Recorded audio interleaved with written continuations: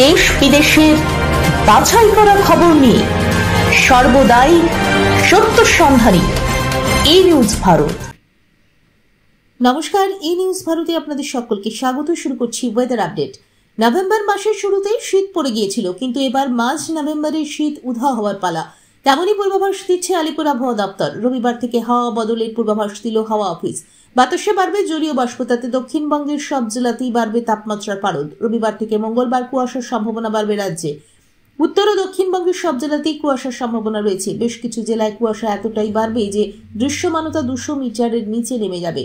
উত্তরবঙ্গের পার্বত্য জেলায় ঘন কুয়াশার সম্ভাবনা রয়েছে। দক্ষিণ পশ্চিম বঙ্গোপসাগরে ঘূর্ণাবর্ত তৈরি হয়েছে, এটি শ্রীলঙ্কা উপকূলের উপরে প্রভাব বিস্তার করবে। অন্যদিকে দক্ষিণ বাংলাদেশ ও সংলগ্ন এলাকায় তৈরি হয়েছে একটি আপার এয়ার সার্কুলেশন বা ঘূর্ণাবর্ত, যার কারণেই দক্ষিণবঙ্গের শুষ্ক আবহাওয়া গায়েব হয়ে যাবে। পশ্চিমের শুষ্ক শীতল হাওয়ার প্রভাব কমবে। উত্তরবঙ্গে আপাতত শুষ্ক হাওয়া বইবে, বৃষ্টির সম্ভাবনা নেই। কলকাতার তাপমাত্রা সামান্য বাড়বে, রাতের তাপমাত্রা 17 ডিগ্রি সেলসিয়াসের আশেপাশে থাকবে।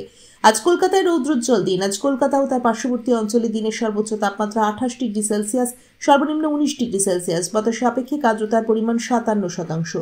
ব্যুরো রিপোর্ট, ই নিউজ ভারত।